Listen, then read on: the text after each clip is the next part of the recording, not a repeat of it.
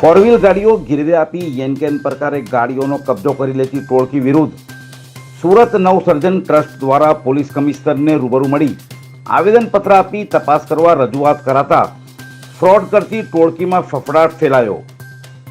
મધ્યમ વર્ગના લોકોને ફોર વ્હીલ ગાડી ગીરવે આપી ધાક ધમકી આપી બીજી ચાવીથી ચોરી કરી ગાડી ઉપાડી જતી ગેંગના મુખિયા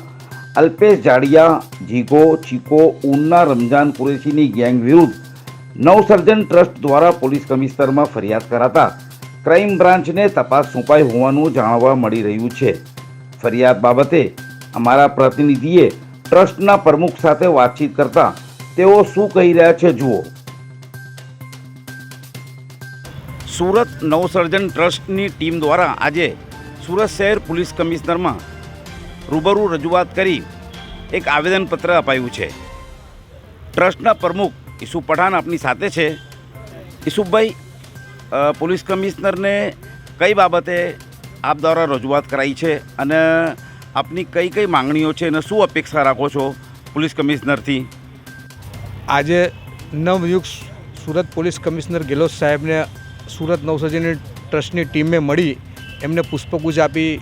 એમનું આભાર વ્યક્ત કર્યો અને સુરતની અંદર કાયદો વ્યવસ્થા જળવાઈ રહે તેવી શુભેચ્છા આપી અને ત્યાર પછી અમે એક રજૂઆત લઈને આવ્યા હતા સાહેબ પાસે કે સુરતની અંદર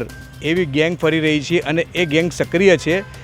જે ગાડી ગીરવીઓ મૂકી અને ત્યાર પછી એ ગાડીઓને ત્યાંથી માલિક દ્વારા ઉપાડી લઈ જઈ બીજી ચાવીથી અને બીજાઓને વેચી મારે છે, જેના થકી સામાન્ય લોકો બિચારા પાયમાલ થઈ રહ્યા છે। અને આ રેકેટની અંદર રુસ્તમપુરાનો અલ્પેશ જાડિયો છે, તેની સાથે કંઈ જીગો અને એક ચીકો છે જે વિડીયોની અંદર ગાડી ઉઠાવી રહ્યો છે અને ઊનની અંદર એક રમજાન કુરેશી નામક ગેંગ ચલાવી રહ્યો છે। એની બી ઘણી બધી ગાડીઓ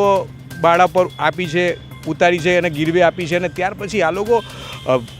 ગાડી માલિક પાસે જીપીઆરએસ પાસે પહોંચી જાય છે અને ગાડીની ચાવી મારી અને ગાડી ઉઠાવી જાય છે। કોઈ માલિક એની સાથે તકરાર કરે કે ગાડી ઉપાડવાની નથી,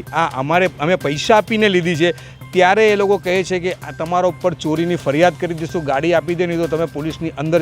જતા રહેશો અને પોલીસમાં અમારી ખૂબ જ ઉપર સુધી પહોંચ છે, તમે અમને પહોંચી નહીં વળશો, એટલે મહેરબાની કરીને વધારે કંઈ બોલતા નહીં, એવી ધાક ધમકી આપી અને બિચારાના પૈસા આપેલી ગાડી એ લોકો લઈ જાય છે। આ રેકેટ ખૂબ જ લાંબા સમયથી ચાલે છે અને લગભગ 70થી 80 ગાડીનું આ રેકેટ છે। અમે પોલીસ કમિશનર સાહેબને એટલા માટે રજૂઆત કરી કે સાહેબ આવા લોકોને કડક પગલાં લો ને આ લોકો ઓર્ગેનાઇઝ ક્રાઇમ કરી રહ્યા છે, આ લોકો ઉપર ગુસ્સી તો કાયદેસર લાગવી જોઈએ અને બીજાઓને આના પરથી બોધપાઠ લેવો જોઈએ। આવો કોઈ પણ વ્યક્તિ અને આવા કોઈ પણ ગેંગ જે ઇસમ છે એ સુરત શહેરમાં કદાપી સક્રિય નહીં થશે, એ લોકો પર કડક કાર્યવાહી કરવામાં આવે તો।